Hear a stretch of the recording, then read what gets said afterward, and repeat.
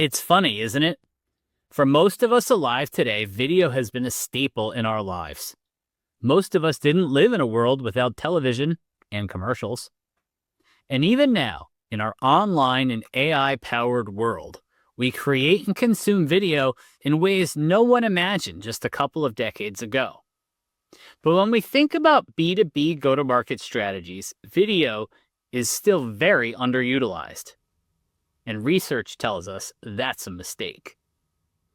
To help us understand how video can supercharge our GTM strategies, we're joined on this episode of Conversations with MarTech by an expert on marketing, video, and GTM. I'm Korina Edwards, VP of Marketing at Vidyard.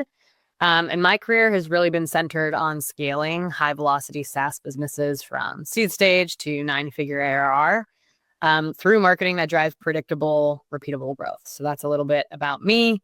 And then today, I'm leading a team bringing Vidyard's AI-powered video platform to market, helping revenue teams cut through the noise with personalized video experiences that match how buyers want to engage today, building trust faster, and really driving revenue in a way that's authentic and scalable. All right. So when we talk about incorporating video into GTM strategies, there's a lot of potential applications here. You've got sales, marketing, customer success. Where are businesses seeing the most success with video efforts? I would say across the entire customer journey, which is why I love this question so much. And I love talking about all of the different use cases across the customer journey. So if you think about, top of the funnel prospecting, sellers that add personalized videos to their outreach, they're seeing 5 times higher open rates, 8 times higher reply rates compared to just those generic text-only emails.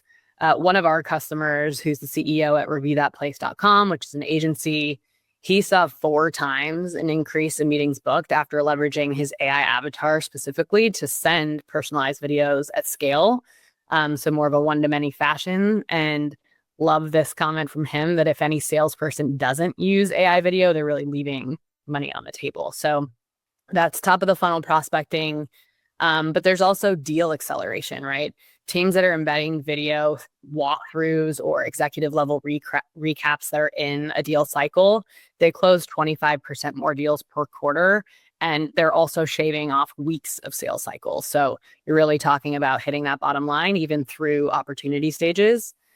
And then for the marketing team, so I love this one at Vidyard. We actually used our video sales agent ourselves in our demo booked workflow. So folks come to the website, they request a demo through our website, and then we leverage the SDR team's AI avatars to send a confirmation video in an email the moment a prospect schedule. So they're getting to put a face to the name immediately, understand who they're meeting with and what they should expect. And since implementing that in the first 30 days, we saw no-show rates drop from 13% to 9%, which is a 33% drop in a pretty quick time. And if you surmount that to what that means in dollars for the business, right? Those are more people that are showing up for those meetings that aren't ghosting the reps.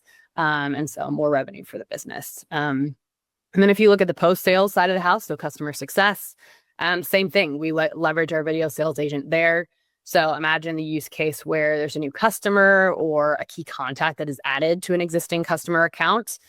We really leverage our video sales agent to intro the CSM. So they welcome them to Vidyard. They offer support, resources, establishing, that strong connection from the beginning, building rapport. And the best thing about all of these use cases, and specifically for the one in CS, the one for the meeting confirmation, there is no manual added effort for these reps, for these post-sales teams. This is all happening automated for them, and it's a better experience for prospects and customers.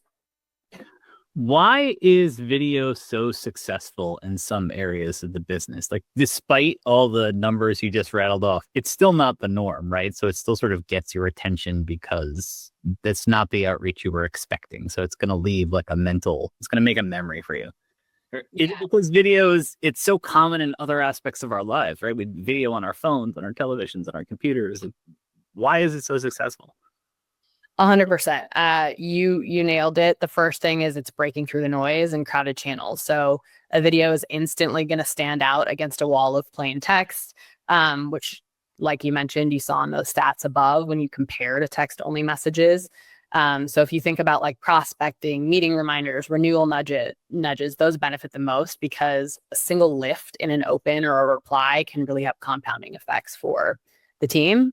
And then, like you mentioned, there's superior recall. Video is superior. Viewers retain 95% of a message in a video versus when they just read it. That's why video is so important everywhere else in the consumer world, in our daily lives. And then, so when you think about like the deal acceleration use cases that I mentioned, recaps, demos, executive summaries, those are going to stick with that multi-stakeholder buying group far better than some kind of email that you send or even, you know, touching base quickly over text, right? Video is going to be superior. And then there's this concept of human trust at digital scale, or the way I like to say it is putting a face to the name. So seeing a face is going to raise buyers' trust by at least 67%. And so that is why video works. That's why video is superior. And so if you're not using video, right, you're really leaving a lot on the table in terms of. Before I ask my next question about AI, I have to ask this. Does it matter if that face that they see is real or not? Our stats show that no, right? Like what actually matters is that it is, and this is true for AI everywhere, right? AI video, AI, emails that folks are blasting off. Like it has to have context, it has to be relevant, and it has to be timely, right?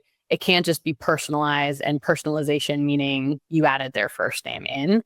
Like buyers expect more than that. So that is why our video sales agent works so well, because it is real-time triggered by an action that is happening and then can be personalized to the context of the situation. So it does work as well as a person.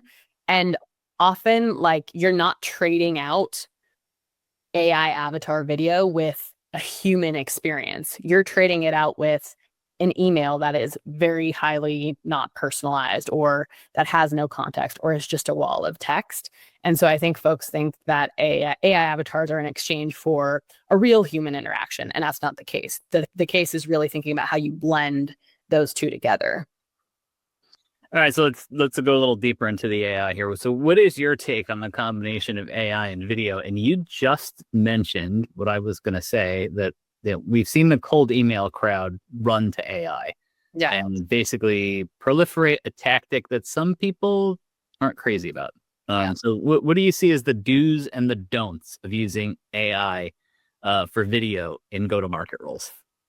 Yeah. So, I'll shout out to our latest survey of 600 revenue leaders that we just surveyed in our report. And so teams that pair AI and video, again, I'll leave it to the numbers, have 206% more likelihood of hitting their pipeline and revenue targets.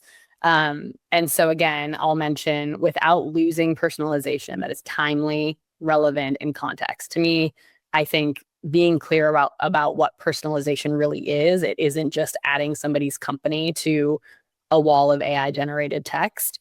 And then referencing previous conversation, which is the point of like context, right? It isn't just adding their first name, it's their first name and referencing the last conversation you had, right? So using our video sales agent to extract the gone conversation you just had and adding that into the script that the AI avatar is reading.